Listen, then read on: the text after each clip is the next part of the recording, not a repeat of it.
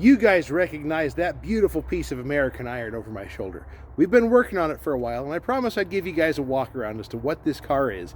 Because, let's face it, the 1965 Buick Riviera really isn't all that common. They made like 35,000 of them in 1965, and a similar number in 1963 and 4.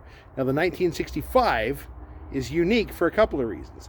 The clamshell hideaway headlights, and the first year the Riviera got the 3-speed Super Turbine 400, which is a dual stall speed staggered torque converter in a turbo 400. Buick called it the Super Turbine 400. Buick got it, and I want to say Oldsmobile had it too, but correct me if I'm wrong in the comments. Either way, let me give you a tour of this beautiful beast and show you what it's all about. One of the most striking features of the 65 Riviera are the clamshell hideaway headlights. Now, these aren't working, and there's a fix for that, and we're probably going to get into it soon.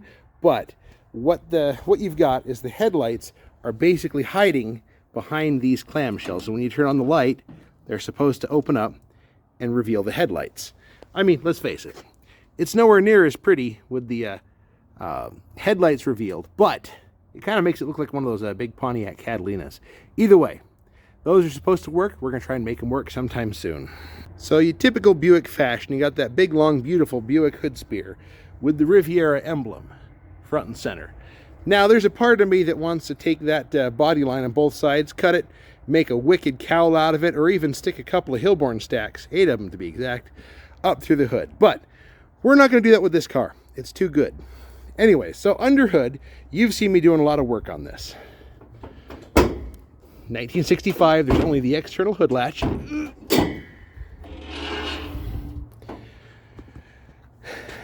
There you go. You've seen this a lot. Now, Buick called this one the 445 Wildcat. That's not because it's 445 cubic inches. That's because this 401 cubic inch nail head with the single Carter 4-barrel makes 445 foot-pounds of torque at 2,800 RPM. You know, big Buick torque. That's what you absolutely love about this. Now, this one does have the factory air, which does not work. Stay tuned. We're going to try and make that work too. But, you know, let's just get it driving, ready for the summer cruising season, because it can be totally enjoyed just as it is. And I'll show you why. Younger guys are going to be like, how the heck can you enjoy that with just the windows down? Simple. You see those? Those are wing windows. This is the thing that I wish that cars would bring back more than any other. This has got a crank on the inside.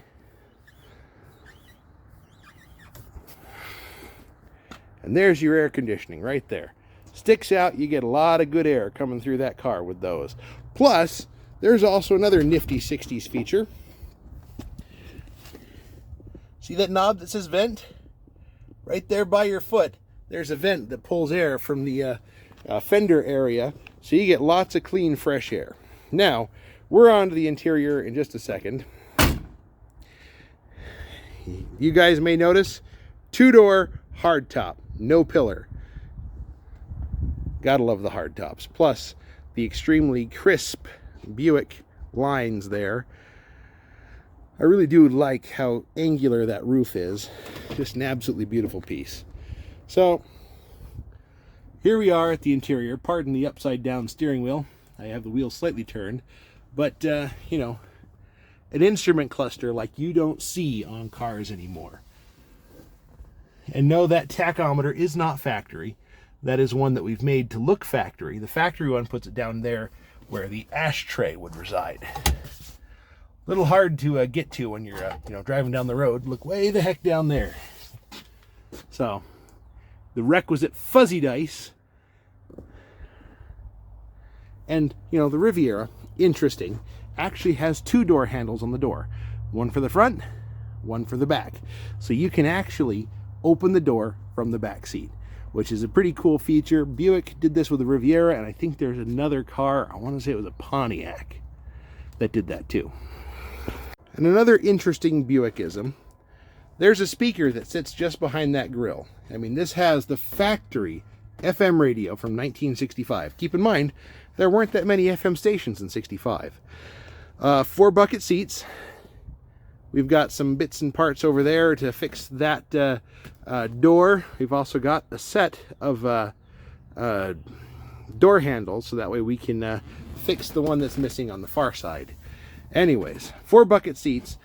Now, an interesting option that this one doesn't have is there's a fold down armrest. That was optional for the back seat. This one doesn't have it, but they are out there. They're not wildly common. We've got a little light grill. I got to find that and put it in place on that lamp, and it looks like it's burned out. Looks like they're all kind of burned out. No big deal. They're just interior lights. You didn't need those anyways, right? This one's sporting the Buick road wheels, which were always so pretty from that era. You can see the finned aluminum Buick drum peeking out from behind those little kidney bean cutouts. We did the brakes on that. Don't worry about the tires, guys. We're going to get that taken care of. Fresh tires, complete alignment. That's coming soon. Back, the fuel filler hides behind the license plate. Even my good old 85 Buick Regal over there has the fuel filler behind the license plate. And the way to get into the trunk, got to use your aluminum key. Yep. Now the trunk latch lock is hiding behind that little Buick tri-shield. Oop, other key.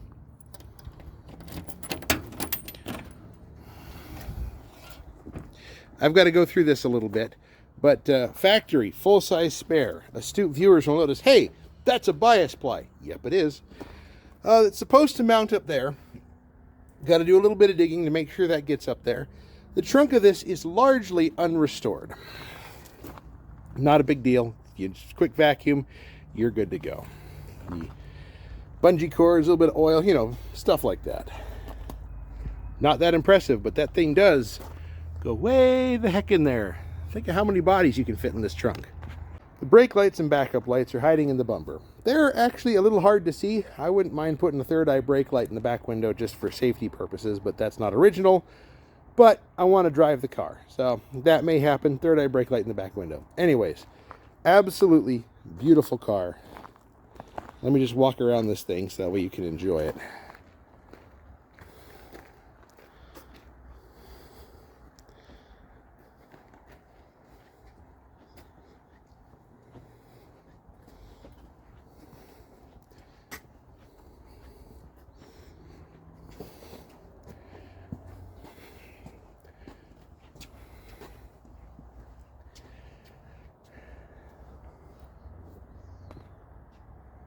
So for those of you curious, that's kind of the walk around of the 1965 Buick Riviera. Absolutely beautiful car, and I am absolutely honored that I've had a chance to work on it, and I get to drive it just a little bit. It's actually my dad's car. He was in the video pulling it back into the garage just after we got it running, before we pulled the timing chain cover apart to fix those leaks. So his car, but I get to drive it, I get to work on it, so I get to have some fun with it too. So anyways, guys, thanks for watching. There will be a little bit more content coming on this beautiful 1965 Buick Riviera. Yes, I like saying 1965 Buick Riviera. Get used to it. Thanks for watching. We'll see you next time.